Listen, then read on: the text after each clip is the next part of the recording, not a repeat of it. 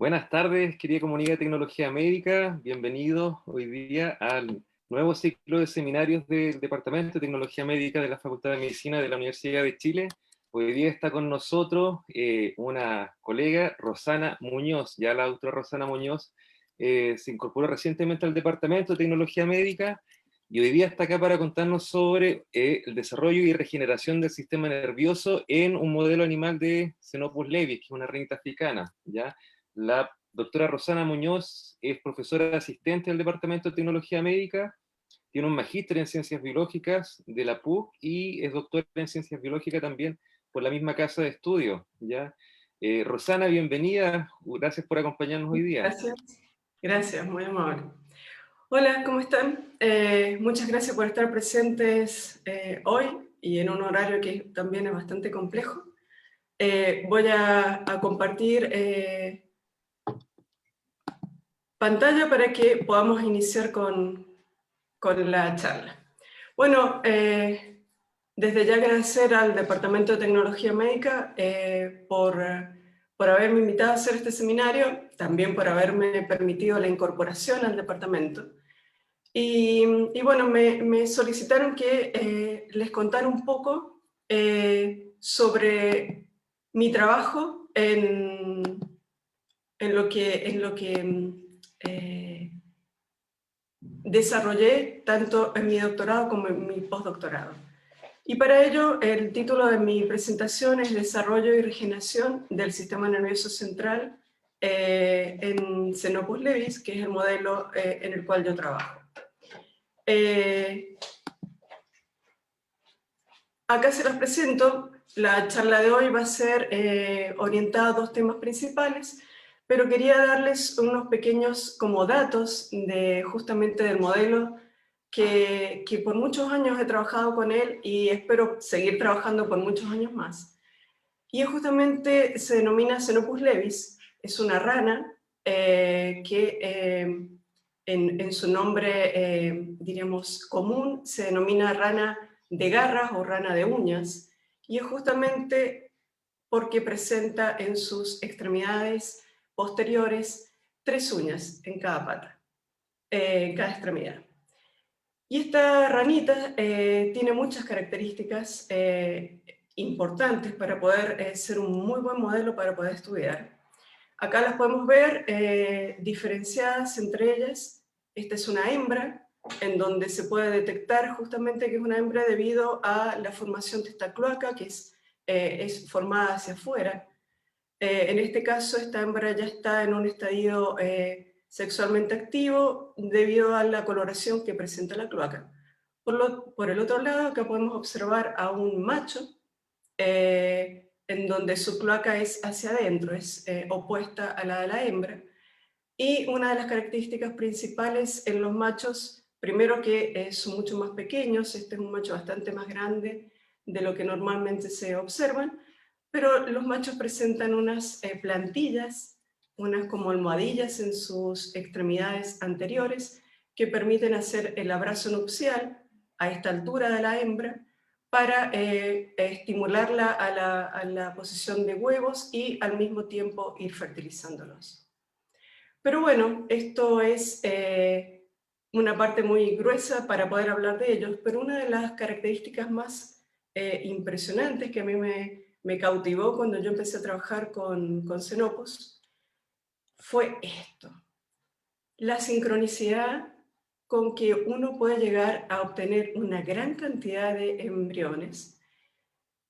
Y estos mismos embriones tienen alrededor de 1 milímetro de tamaño cuando recién son colocados por la hembra. Y las fertilizaciones pueden ser naturales, en donde va a haber un crecimiento y desarrollo asincrónico, pero a nivel también se pueden obtener todos en forma sincrónica, como lo podemos visualizar acá, en donde se hacen fertilizaciones in vitro. Entonces, de las dos formas se obtiene una gran cantidad de embriones. Obviamente es un trabajo ex útero, por lo tanto uno puede tener manipulación de estos embriones en forma sencilla, muy sencilla. Y es así como ahí estamos, el ciclo, justamente el ciclo de vida de esta ranita. Acá lo tenemos que parte justamente desde la fertilización. El primer clivaje ocurre más o menos a la hora 20, desde que se genera la fertilización, y luego va exponencialmente dividiéndose cada 20 minutos. Por lo tanto, al principio tenemos y es muy fuerte de notar acá, que si la volvemos a colocar, podemos observar que justamente el embrión es muy grande.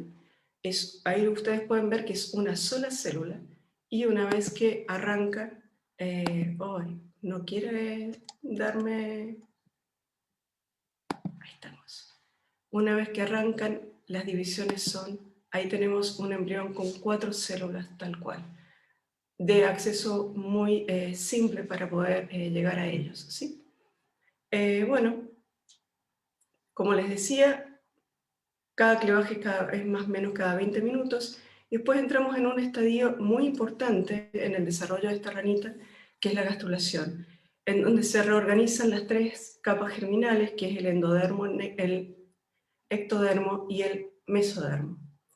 Y esto va a ayudar y a pasar justamente a la neurulación, luego la organogénesis y al final la metamorfosis. Esta ranita, que ya está como adulta indicada, que es un estadio 66, más o menos lleva entre 3 y 4 meses. Pero sexualmente activa, la hembra dura 2 años para poder estar sexualmente activa, y el macho 7 meses. ¿En qué nos vamos a focalizar hoy? En 2 periodos importantes del desarrollo de Xenopus. Por un lado, la gastrulación, que hay un movimiento específico de la gastrulación que justamente comienza en el momento en que un grupo de células comienza a ingresar hacia adentro del embrión. Y este movimiento celular va a ir moldeando la forma, dándole forma al embrión para poder entrar justamente en la neurula, en donde este mismo movimiento celular va a permitir la formación del tubo neural. Y la otra parte va a ser casi hacia el final, en donde vamos a tocar una capacidad muy importante que tiene este animal, que es la capacidad regenerativa. Entonces, vamos a ver 2 puntos importantes. Por un lado, la biología del desarrollo. Vamos a tocar un tema que aborda directamente la biología del desarrollo, y posteriormente vamos a hablar sobre biología regenerativa. Muchos hablan de que estos 2 eventos tienen mucho en común. Yo sobre todo, bueno, quizás ustedes al final se den cuenta de que hay, por ejemplo, vías de señalización en común. Bueno, el primer punto a tener en cuenta dentro de la biología del desarrollo, lo que a mí me cautivó y me llamó la atención de esto, fue cómo pasamos desde una célula, desde un organismo sumamente pequeño, a un organismo completamente estructurado y tan diferente. Él es mi hijo menor, para que lo tengan en cuenta por acá, pero pasamos justamente de una sola célula a un organismo completamente formado y complejo. Y eso es lo que llamaba la atención de la biología del desarrollo. Y para ello, acá les presento un embrión que lo vemos desde el lado vegetal, y lo que ustedes pueden observar en células, estas células más pigmentadas, son las denominadas células en botella, y es en donde va a comenzar justamente el proceso de gastrulación. Y el proceso de gastrulación, ustedes van a observar que las células van a ir ingresando hacia el interior del embrión, y van a poder ver que ahora comienza a estirarse. Estamos en neurulación, y estos son los pliegues del tubo neural que terminan fusionándose. Por lo tanto, hemos pasado de un embrión que tenía una forma redondeada a un embrión que tiene una forma alargada. Comenzamos ¿cómo? ¿Cómo comienza? Yo les hablé de las células botellas, y esto es un movimiento celular que se genera por el mesodermo y por el neuroectodermo, que comienzan a ingresar por medio de este espacio generado por el inicio del movimiento de las células botella. Estas siguen avanzando y arrastran y llevan justamente con ellas el grupo de células del mesodermo dorsal y del neuroectodermo. Importante tener en cuenta porque el neuroectodermo va a ser justamente el tejido que va a dar lugar a muchas cosas, entre ellas la piel, pero en forma importante el sistema nervioso central. Bueno, y acá lo podemos ver, de una forma redondeada comienza a elongarse y acá podemos observar los pliegues neurales que se terminan fusionando, como lo vimos en la película. Bueno, el movimiento que permite justamente todo el nombre del proceso que permite que estas células puedan movilizarse y pasar de una estructura que la podemos ver acá en forma rectangular, o sea, pero en forma cuadrada, y pasa a una forma más elongada, se denomina justamente extensión y convergencia. Y lo que podemos ver acá que el proceso se cumple de esta forma, en donde va a haber una intercalación a nivel medio lateral de las células y va a haber una extensión a nivel antero-posterior, es decir, a nivel cabeza, cola, va a haber se van a elongar, se van a alargar, pero el embrión se va a adelgazar o a angostar a nivel medio lateral. Bueno, pero ¿quiénes son los que permiten justamente este movimiento celular? Bueno, no es más que las protrusiones, es decir, las prolongaciones que generan las mismas células, ellas son las que van a polarizarse y permitir que desde una forma, lo tenemos acá como en forma groseramente expuesta, en una forma cuadrada, vamos a pasar a una forma alargada. Y es así como uno de mis científicos preferidos realmente, se me adelantó, el doctor Keller es uno de los científicos que ha dedicado toda su carrera en estudiar justamente la gastrulación. Y ustedes pueden visualizar también en esta película cómo las células emiten estas protrusiones. Y estas mismas protrusiones van a ser, que son lamelipodios y filopodios, van a ser las que van a permitir justamente el movimiento de las células y de esta forma poder adelgazarse y alargarse a nivel antero-posterior. Pero bueno, yo les mencioné una palabra muy importante, que estas protrusiones se polarizaban. Por lo tanto, les puedo dar como el primer pie a decir, ok, hay un movimiento que se denomina extensión y convergencia, en donde las células van a moverse y van a permitir de esta forma cambiar la forma justamente del embrión, pasar de algo redondeado a algo elongado. Y es que justamente gracias a las protrusiones que estas mismas células generan, que se puede llevar a cabo este movimiento. Pero ¿quiénes son los principales integrantes justamente para permitir este movimiento? Bueno, les presento acá a la vía Planar Cell Polarity, que justamente es una vía que se descubrió en Drosophila, es la que permite que en una de las extremidades de la célula aparezca justamente el pelo, que no se dice de esa forma, pero son estos componentes que se orientan a nivel polarizado y es lo que van a permitir justamente que las protrusiones que estaban ubicadas en todo el contorno de la célula ahora se ubiquen en los extremos y permitan este movimiento celular hacia el lado medio lateral, justamente en forma de intercalación. Entonces acá les presento justamente la famosa también o conocida como vía Wnt no canónica, en donde hay componentes como el Wnt5 y el Wnt11 que participan uniéndose a Frisell como su receptor. Esto activa justamente a Dishevel, que se trasloca a la membrana y de esta forma se forman estos filopodios y lamelipodios que van a permitir el movimiento de extensión y convergencia.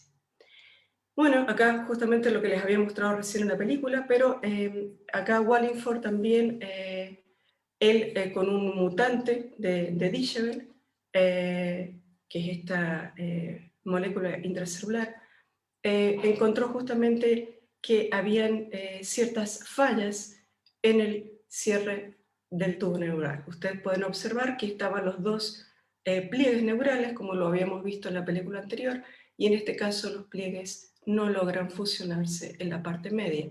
Y este embrión es más corto y más ancho que su control, ¿sí?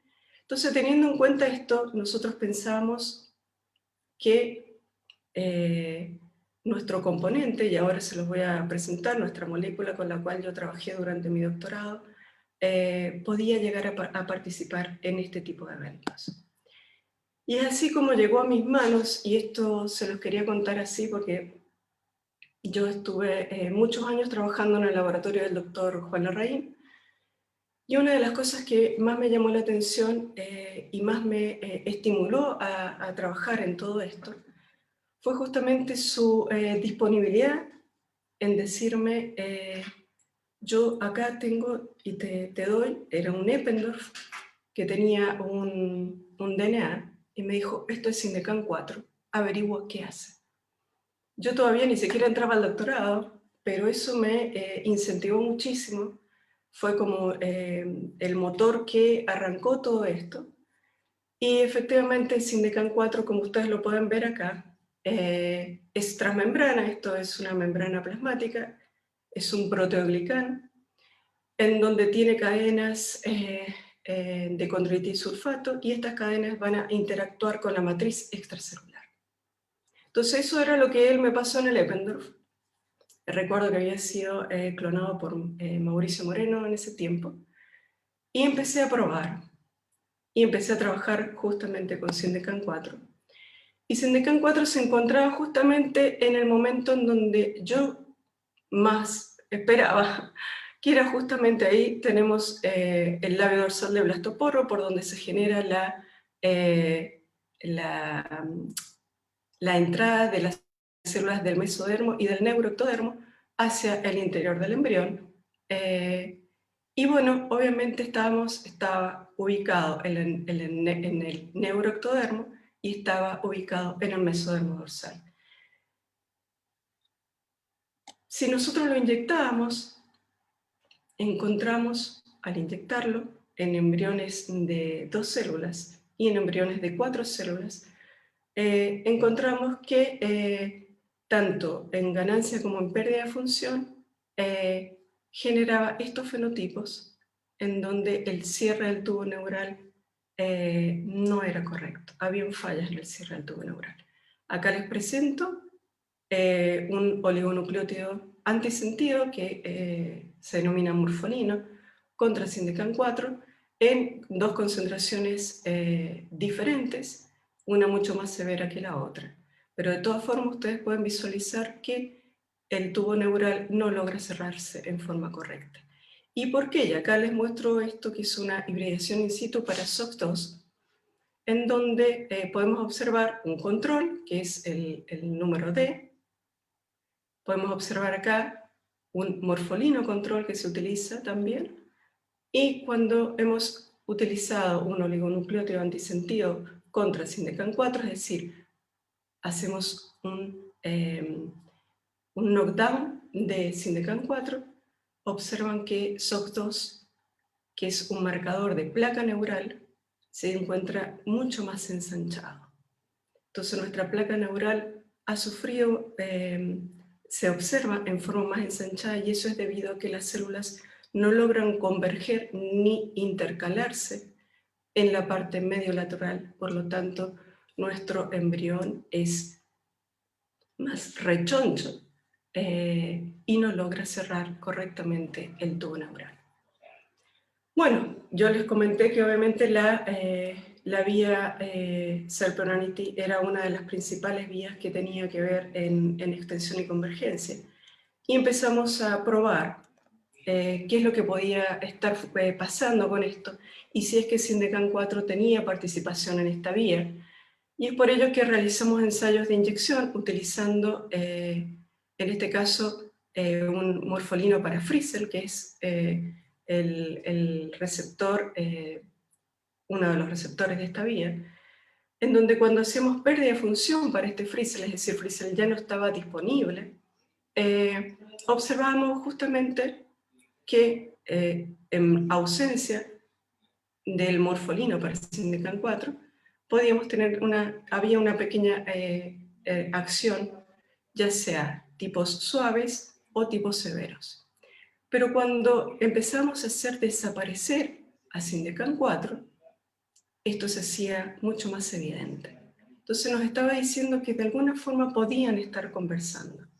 Esto se hizo de muchas formas. Acá les muestro un rescate utilizando justamente a un dishevel modificado, un mutante que carece del dominio Dix, y podíamos ver cómo el efecto severo que tenía la acción del morfolino para Sindecan 4, es decir, la ausencia de Sindecan 4, era rescatado por el mutante de dishevel. Por lo tanto, teníamos varios indicios de que estos podían estar conversando. Otro de los ensayos que se hizo fue, y acá lo pueden visualizar, importante que ustedes vean, en rojo tenemos a dishevel, y en este ensayo se inyectó tanto dishevel como a Sindecan 4. Ustedes pueden visualizar que lo que se permitía al estar activo, al estar presente Sindecan 4, al activarse la vía, era que dishevel se iba a la membrana, como se los comenté anteriormente. Y por eso observamos de color amarillo. Cuando utilizábamos un Sindecan 4 que carecía de su dominio carboxilo, observamos que esto no sucedía. Ahora dishevel no era capaz de ir a la membrana. Con el morfolino control sí, pero cuando Sindecan 4 no estaba, es decir, se utilizaba el oligonucleótido antisentido para el morfolino, por lo tanto, dishevel no era capaz de llegar a la membrana. ¿Sí? Estábamos de una u otra forma silenciando la vía. Y eso era sumamente importante porque estábamos viendo justamente que esta vía era, que permitía la elongación de los embriones, era uno de los componentes justamente importantes en la Sindecan 4.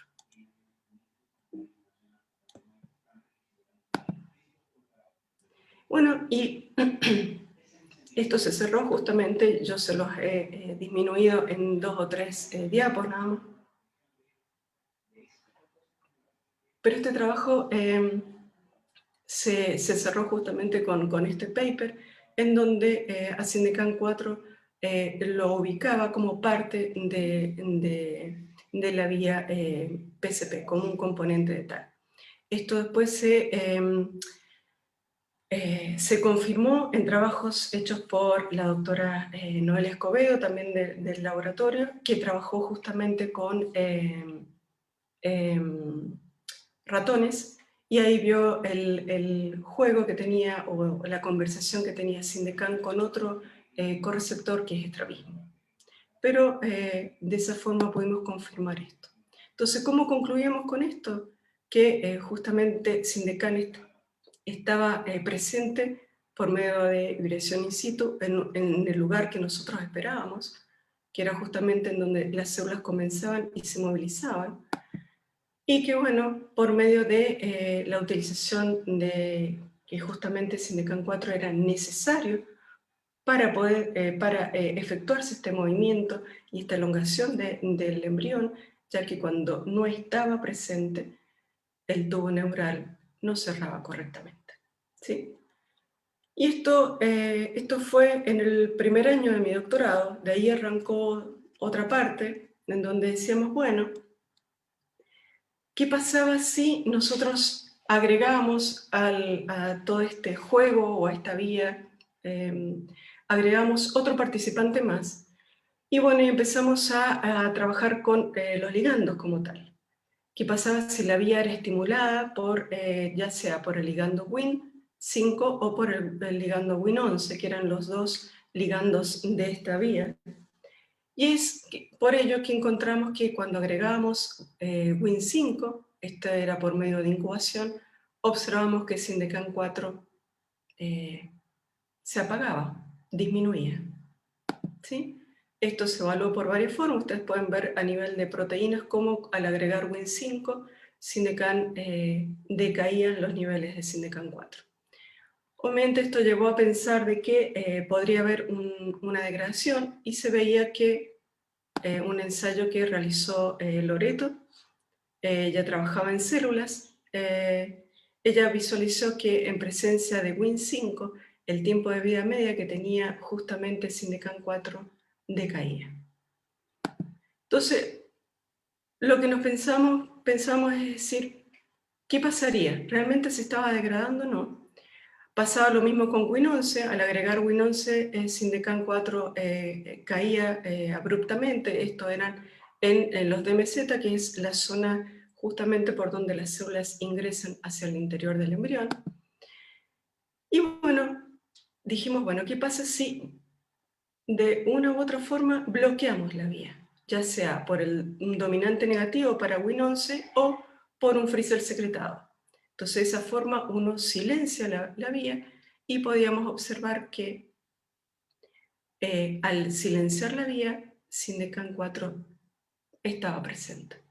Cosa que no sucedía acá en el medio, cuando la vía no era silenciada, Sindecan4, entre comillas, hasta ese momento se degradaba o disminuían los niveles, para decirlo de otra forma. Bueno, si nosotros seguíamos jugando y en este caso sacábamos a Dishebel del medio, o sea, nosotros podíamos observar que sin Dishebel, ¿sí? Sindecan4 se mantenía bien, pero cuando aumentábamos los niveles en forma de rescate, aumentábamos los niveles de Dishebel, nuevamente Sindecan desaparecía. Esto también se utilizó con un mutante de Dishebel en donde se bajaban los niveles justamente endógenos de Dishebel y nuevamente observábamos lo mismo. Bueno, y acá lo pueden visualizar de esta forma también, en donde en presencia de Wind, ya habíamos dicho que Wind, pero sin Dishebel, Sindecan se mantenía bien, pero cuando ya estaban los dos participando, es decir, teníamos la vía activa, Sindecan4 disminuía. Una de las de los trabajos que justamente Loreto hizo fue generar mutantes, y uno de esos mutantes fue sacar los 3 aminoácidos del extremo carboxilo terminal. De esa forma Sindecan4 ahora era un delta PBM, y era justamente porque se sabe que dentro del carboxilo terminal se permite la interacción con los componentes de la vía PCP. Y así como podíamos visualizar que cuando estaba este mutante, es decir, que se carecía de estos 3 aminoácidos, Sindecan no decaía, no se disminuía. Por lo tanto, uno estaba pensando ya de que de alguna forma este decaimiento o esta disminución en los niveles de Sindecan4 podría ser por un evento de degradación. Y es así que se empezó a trabajar con ubiquitina marcada con HA, y de esta forma, por inmunoprecipitación, se pudo observar cómo la banda original de Sindecan4 cambiaba desde un peso molecular más o menos en 48, aumentaba fuertemente y se veían 3 bandas, indicando ubiquitinación de la misma. Por acá podemos observar que si sacamos a Dishebel a nivel endógeno, podíamos visualizar que justamente esa ubiquitinación disminuía. Por lo tanto, nos estaba diciendo que la ubiquitinación de Sindecan4 era dependiente de Dishebel. Y así como Loreto generó un mutante en donde se mutaban justamente las 4 lisinas que tiene Sindecan 4, que son los aminoácidos que se ubiquitinan. Cuando los modificó, ustedes pueden observar que al utilizar al Sindecan 4 mutado, entonces Sindecan no decaía, ¿sí? Mientras que cuando se utilizaba el normal, sí había disminución. Entonces, bueno, obviamente estábamos presentes con en donde Sindecan 4 participaba en la vía PCP, permitiendo la movilidad de la célula, pero cuando estaba presente con los ligandos, cuando habían ciertas condiciones, Sindecan 4 era enviado a degradación lisosomal. Y bueno, dentro del final un poco del doctorado, se generó como esta idea, esto no fue seguido después, si bien hubieron varias tesis que surgieron desde acá, yo siempre me quedé con la idea de que si nosotros consideramos que esta es una célula, una de las células que pueden sufrir polaridad, de las que van a pasar por extensión y convergencia, y una de las características importantes que tiene Sindecan 4 es justamente su capacidad de formar focos de adhesión. Entonces, habían dos formas. Uno estaba, por un lado, podíamos ver que Sindecan 4 podía actuar en la polaridad celular y adhesión, y esto justamente permitía que la célula fuese uniendo y haciendo justamente los focos de adhesión. Pero por otro lado, en el otro extremo de la célula, uno podría pensar que quizás era la forma en que la célula podía elevarse o desprenderse justamente del sustrato por medio de la ayuda, diríamos, de la misma vía, pero enviando ahora a Sindecan a degradación, por lo tanto se perdía la adhesión. Bueno, esto es lo que les quería contar un poco sobre lo que habíamos hablado de biología del desarrollo. Y ahora me salto al otro punto, espero estar bien con el tiempo, al otro punto de la biología, que es la biología regenerativa. Uy, perdón. Y acá dentro de las preguntas que uno surgía, o uno se hacía, era cómo ciertos animales, como es el caso del tritón, de la salamandra, y de los renacuajos de Xenopus, que son estos, como ellos tenían la capacidad de regenerar, mientras que nosotros, ellos y ellos, nosotros los ratones y las ranas de Xenopus, pero adultas, no tienen la capacidad de regenerar, no pueden regenerar. Entonces una de las preguntas que llamaba la atención era por qué pasaba en unos y por qué en otros no. Y acá ya les muestro algo muy importante. Xenopus en estadio renacuajos tiene la capacidad de regenerar, pero cuando es adulto no, la pierde. Entonces el punto era, y acá ustedes dirán, ay, ¿por qué me ponen un humano? Bueno, justamente dentro de los puntos críticos que el humano puede sufrir daño a la médula espinal. Y esto genera que más o menos entre 15 y 40 personas en 1.000.000 por año pueden sufrir un daño a la médula espinal.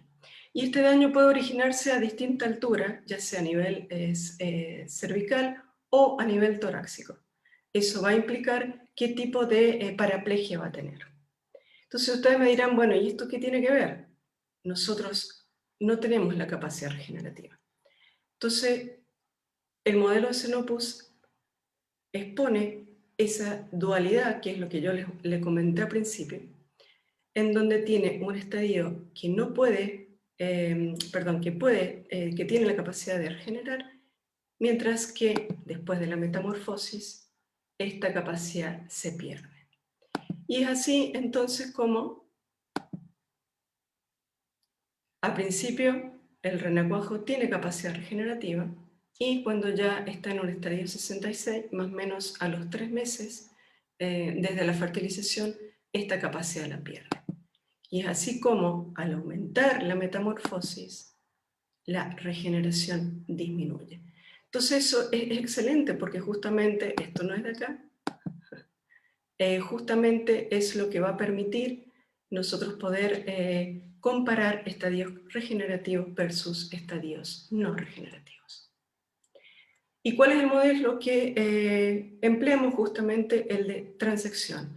Y esto es un trabajo de Marcia Gaete, en donde ustedes pueden visualizar que una vez que se genera el daño, el corte completo de la médula espinal, los animales no tienen la capacidad de moverse. Pero esto cambia, y cambia a los 20 días. El renacuajo vuelve a adquirir esa capacidad de movilizarse. Entonces, claro, nos preguntamos, ¿y por qué ellos, en donde se corta completamente la médula, en donde dejan completamente de nadar, a los 20 días tienen la capacidad de volver a movilizarse? Bueno, y este es un trabajo largo, yo se los he resumido también bastante, y acá podemos comparar, por ejemplo, los estadios regenerativos versus el no regenerativo, en donde en el estadio regenerativo, que es un estadio 50, ustedes ven el animal, la médula, esto es por tinción de hematoxilina eosina. Cuando se genera el corte, ustedes ven que los extremos quedan completamente separados, y a los 10 días, inclusive a los 20 días, hay una reconexión del tubo neural. Ustedes lo que pueden visualizar acá, este es el canal central. Acá tenemos lo que es la zona ependimaria, y vamos a ver que ahí está lleno de células SOC2 positivas, que son progenitores neurales. Acá tenemos justamente todas las fibras que recorren a lo largo de la médula, y la pía y la dura madre que se encuentran pegados justamente al tubo neural. Todo este es el tubo neural. Entonces, claro, si nosotros lo vemos por medio de funcionalidad, podríamos observar que si bien en un estadio 0 apenas se generaba el daño, que es más o menos en esto, los animales no podían moverse y recuperaban a los 30 días su movilidad, un gran porcentaje, no totalmente todos. Pero en el caso de los 66, que ya es adulto, esto no se recuperaba y la funcionalidad tampoco. Bueno, uno de los componentes que está relacionado justamente en lo que es regeneración después del daño es justamente el SOC2, que es un factor de transcripción que permite la reprogramación celular de células somáticas. Él es un componente justamente de células madres, se expresa en células madres y progenitores neurales en el sistema nervioso en desarrollo, y se localiza justamente en el epitelio adyacente al canal central, que es también conocido por algunos no les gusta que se diga así, pero es la zona ependimaria, ¿sí? Cuando están en situación en adultos, bueno, SOC2 se expresa en células madre neurales que son nestin GFAP positivas en las zonas neurogénicas. Y bueno, es necesario también para la neurogénesis. Entonces, claro, si habíamos visto que acá hay una posible reconexión y ellos funcionalmente adquieren la capacidad funcional nuevamente para poder movilizarse, este era un excelente componente al cual, una excelente molécula a la cual nosotros teníamos que mirar. Y así que lo primero que nos cuestionamos, o la hipótesis de este trabajo, fue justamente si las células SOC2 servirían como sustrato para la regeneración de la médula espinal en Xenopus. Y es así como primero observamos que Xenopus es SOC2, los niveles de SOC2 durante la metamorfosis cambiaban. Es decir, en estadio regenerativo, estadio 50, teníamos una gran cantidad, lo pueden observar acá también, pero disminuía a medida que el animal entraba en metamorfosis, hasta llegar al 66, que es considerado adulto, en donde los niveles de SOC2 son más bajos. Entonces uno podría pensar que si no hay SOC2, no hay regeneración. Bueno, la intensidad de esto está cuantificado acá abajo. Entonces, bueno, obviamente SOC2 está, dijimos, bueno, si uno genera un daño y este daño luego es recuperado en un estadio regenerativo, obviamente esa recuperación puede estar dada por proliferación celular o por migración celular. Acá les muestro ensayos de BRDU que fue inyectado en estos renacuajos, y ustedes pueden visualizar la gran proliferación que hay presente, que coincide justamente con las células SOC2. En forma muy diferente, sucede en estadio 66, recordemos que ya basalmente tiene muy poco nivel de SOC2, y después de 6 días, 10 días, 20 días, esto se mantiene igual. Mientras que acá, inclusive en la zona entre los dos extremos, hay presencia de células SOC2, que son las que están en color rojo, y células que están en proliferación, que sabemos que son células SOC2 por la cuantificación. Acá la podemos observar, obviamente al día 2, que es lo más fuerte después del daño, tenemos una gran cantidad de células SOC2 positivas, BRDU positivas, cosa distinta a lo que sucede con los animales 66 que no tienen capacidad regenerativa.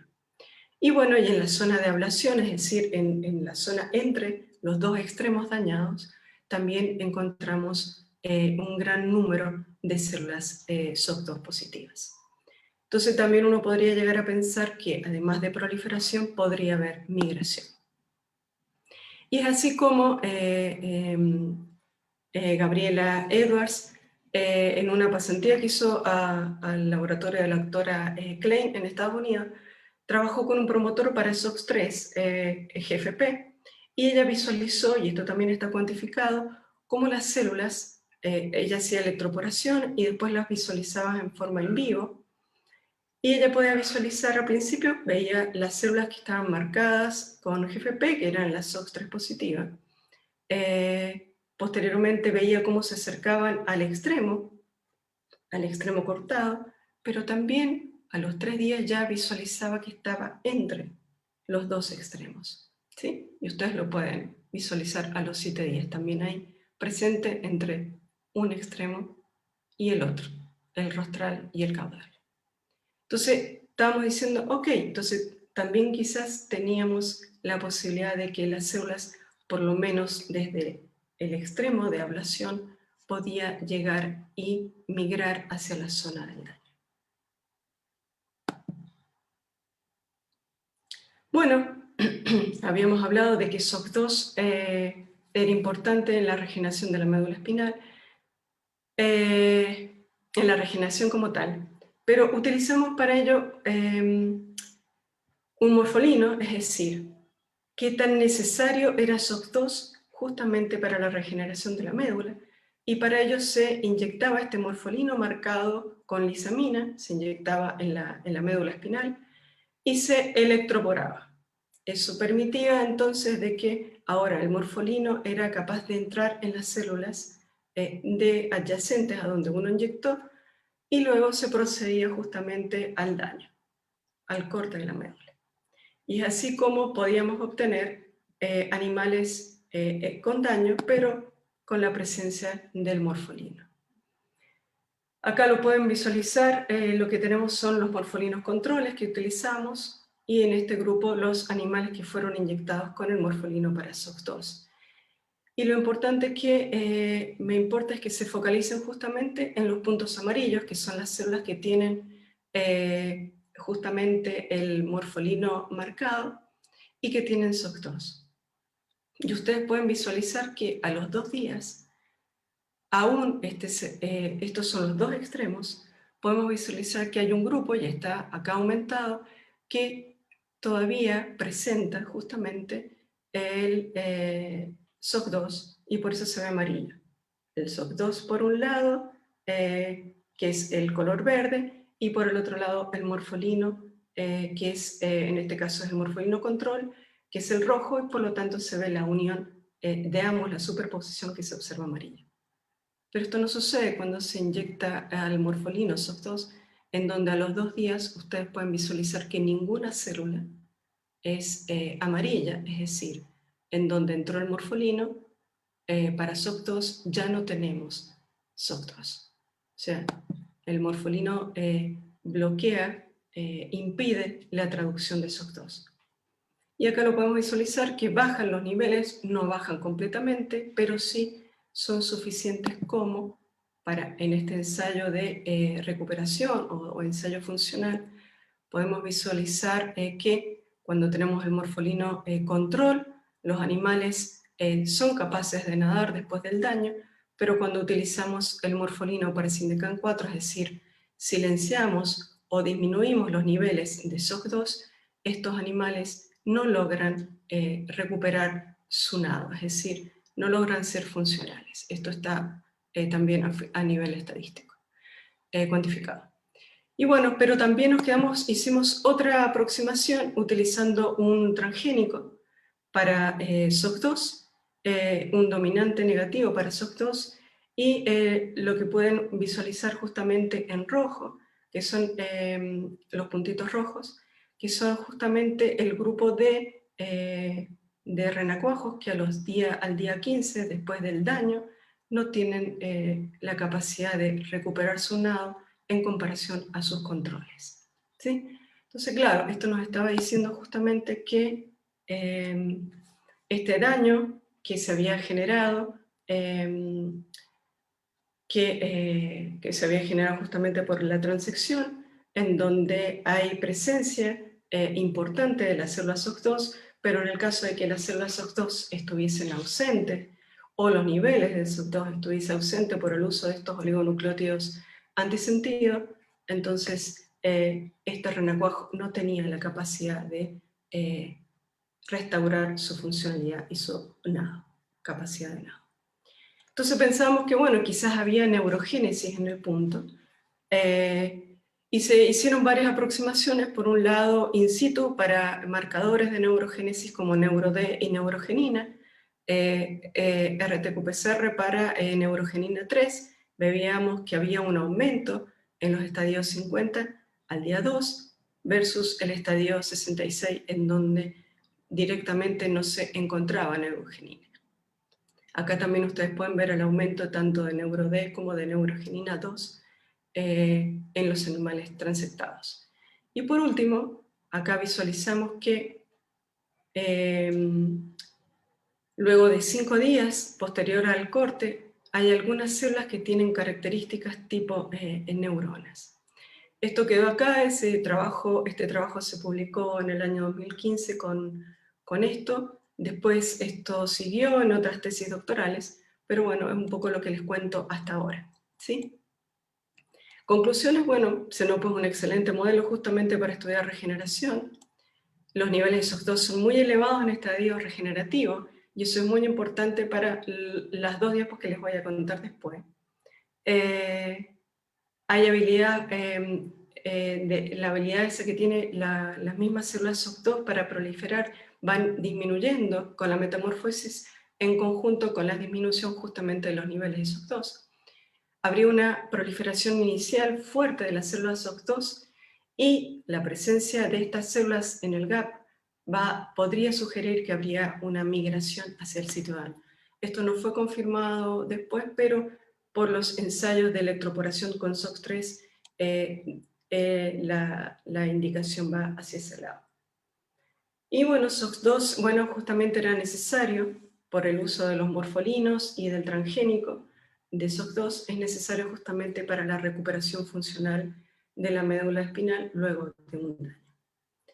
Bueno, la regeneración de la médula espinal en Xenopus estaría dependiendo o podría deberse justamente a neurogénesis. Inclusive hay tesis ahora funcionando para confirmar este punto. Agradecimientos muchos, sobre todo al laboratorio del doctor Larraín, que fue el que directamente me formó, fue mi mentor tanto en el doctorado como en el postdoctorado. Acá toda la lista presente de todas las personas que participaron en estos temas que yo les conté. Hay mucha gente más que no está acá en la lista, pero sí estuvo presente de una u otra forma en en mi vida, diríamos, en mi paso por ese laboratorio. Bueno, proyectos en donde, que financiaron justamente estos trabajos, además de la beca de doctorado por CONICI y la beca de apoyo doctoral también, tuve el proyecto de inserción y el de iniciación. Bueno, y ahora justamente que viene, y es lo último de lo que les voy a molestar ahora, creo que me pasé 5 minutos, espero que no me reten, y es justamente lo que ahora me propongo hacer en la Universidad de Chile, y es un poco una suma de lo que yo les he comentado, y es, ustedes verán justamente un cerebro en donde tiene estas como luces. Y estas luces las simplifiqué o las ejemplifiqué, es la palabra correcta, como posible hiperactividad neuronal. Y es así como, si nosotros hablamos de neurogénesis adulta y un poco lo que también estuvimos charlando recién, yo les hablé mucho sobre SOC2. Les hablé sobre justamente los progenitores neurales, que son SOC2 positivos. Dentro de estas células madres tenemos unas especiales que se llaman células glía, que tienen la capacidad de autorrenovarse, tienen la capacidad de generar justamente los progenitores neurales que van a llegar a ser una neurona madura, que son NeuN positivas, pero también tienen la capacidad de dividirse a astrocitos. Entonces, el punto es este. ¿Por qué? Porque justamente esta célula es la que tiene toda la capacidad para generar distintos linajes. ¿Y por qué? Porque se ha visto, y eso es una de las personas que invité a los seminarios de epilepsia, se ha visto que esta célula, si bien se activa frente a un daño, a medida que se va dividiendo, va perdiendo su capacidad de dividir y termina transformándose en astrocito. Se van agotando. Y esto sucede en una neurogénesis adulta. Entonces, ¿cuál es el punto acá? Obviamente, cuando tenemos hiperactividad neuronal, hay un grupo de neuronas que van a estar estimuladas permanentemente. Cuando estos episodios suceden muy a menudo, termina habiendo un daño a nivel neuronal.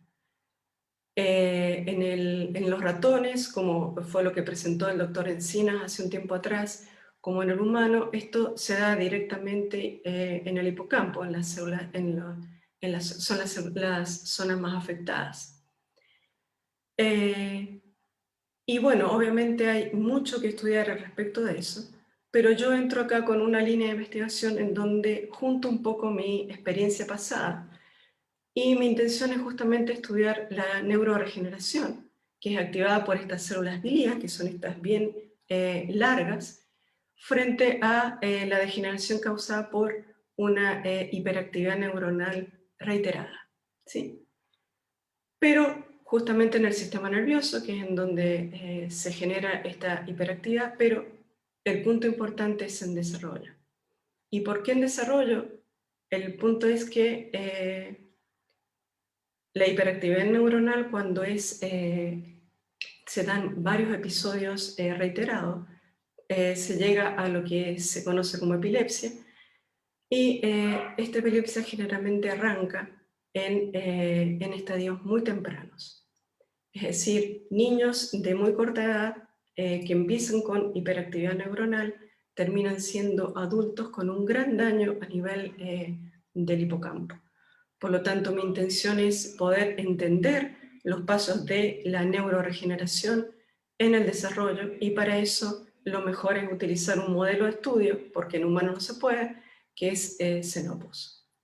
Y las características de Xenopus, hemos hablado mucho, por un lado, lo importante, lo que les dije recién, que el sistema nervioso en desarrollo es muy susceptible a sufrir estos episodios de hiperactividad neuronal. Aún no está claro cuál es el daño que va a haber al final, después de toda esta serie de episodios durante la vida. Por lo tanto, es importante entender lo que sucede al principio, en donde el sistema nervioso central aún está en desarrollo, aún no está completamente definido y maduro, ¿no? Por lo tanto, hay muchos episodios ahí de neuroregeneración que son puntuales para analizar. ¿El por qué Xenopus? Bueno, porque se ha estudiado en detalle justamente las etapas del desarrollo y también cómo se conecta a nivel de circuitos neuronales. Acá la doctora Hollis Klein tiene mucho que ver en esta parte. Tienen un fácil acceso debido a que el cerebro está muy expuesto a nivel dorsal, ustedes lo pueden visualizar acá, ¿sí? Es sumamente expuesto, entonces es muy fácil. Tienen muy buena transparencia cuando son renacuajos y se puede extraer y generar tejido semi-intacto, se extrae completamente el cerebro y se puede mantener fuera del animal por 5 días para poder hacer mediciones electrofisiológicas. Bueno, yo les había comentado que justamente las células OCT2 positivas participan en la regeneración endógena del sistema nervioso central y son protagonistas para los mecanismos de reparación. Y por último, lo que también les había comentado, que habría neurogénesis inducida por daño en estadios tempranos de desarrollo. Y bueno, toda esta parte es lo que viene ahora, ahí les contaba sobre las incidencias.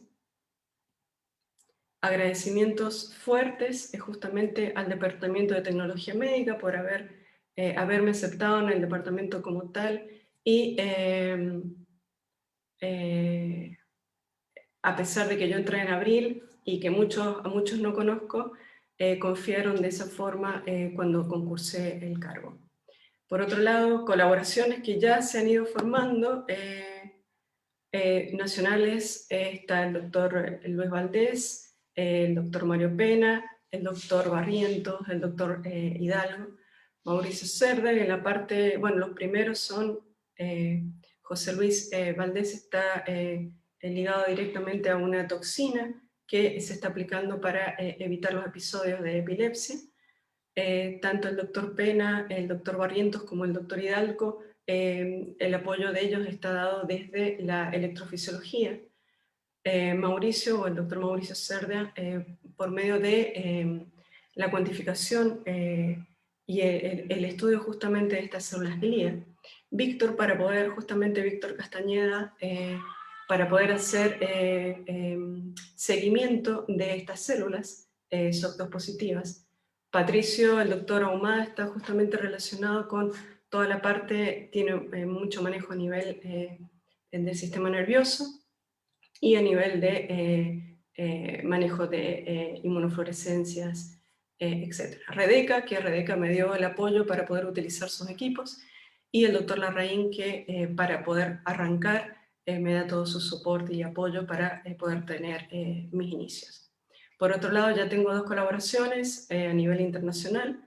La doctora Hollis Klein, que ella es la que yo creo que fue una de las primeras investigadoras en poder determinar justamente los circuitos en el cerebro de Xenopus, y el doctor Eisenman, que trabaja en epilepsia en Xenopus.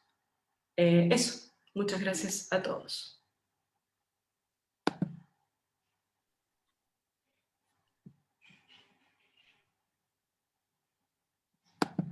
Perfecto. Muchas gracias, Rosana, entonces, por la excelente presentación de hoy día. Muy interesante el tema y, bueno, la verdad es que la última parte de la presentación respondió unas preguntas que habíamos recibido al respecto. La primera era qué es lo que se viene después de los primeros resultados que nos mostraste ya y nos contaste lo que ibas a hacer justamente.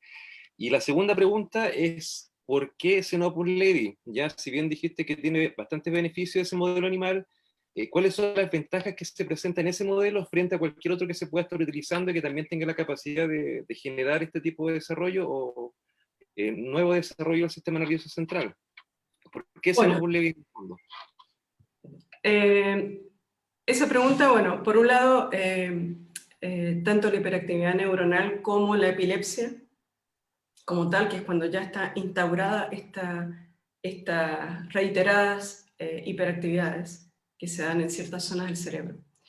Claro, hay muchos estudios que se realizan en cerebro humano, pero este cerebro humano es cuando se extrae justamente un segmento o una zona o un tejido del cerebro para disminuir estos reiterados episodios durante la epilepsia.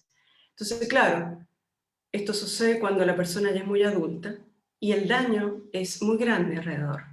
Entonces es muy difícil poder trabajar con tejido humano. Por el otro lado, y más en desarrollo, por ejemplo, por el otro lado, a nivel de ratones, se ha trabajado mucho, pero el ratón tiene un inconveniente, tiene varios, entre ellos que, bueno, no se da la gran cantidad de animales como se puede dar a nivel de Xenopus. Es intraútero, por lo tanto, si uno quiere hacer electroporación, tiene que sacar los embriones desde el útero para poder hacer una electroporación en donde no todos van a poder sobrevivir a esta operación y volverlos a introducir a la madre.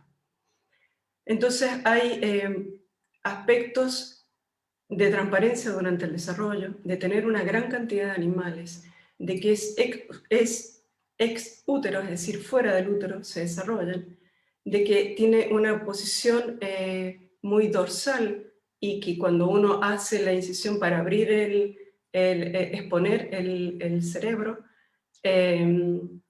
es sumamente dorsal, por lo tanto no estaría haciendo ningún daño, ni tiene que romper hueso ni nada. Entonces, claro, hay varios puntos en donde favorece justamente el hecho de poder trabajar con estos animales. Espero habértelo contestado.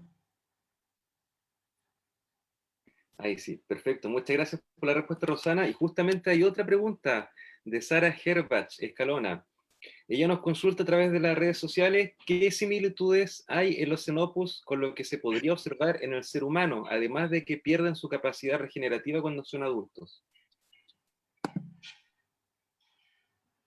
¿Qué similitudes? Bueno, como modelo de estudio con el que se trabaja, obviamente toda la parte de organogénesis, toda la parte de desarrollo.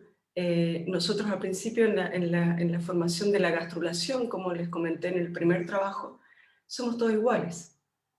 Los ratones, los humanos, todos tenemos las mismas 3 capas germinales, la misma reorganización, los mismos procesos, las mismas vías de señalización para, por ejemplo, el movimiento de extensión y convergencia.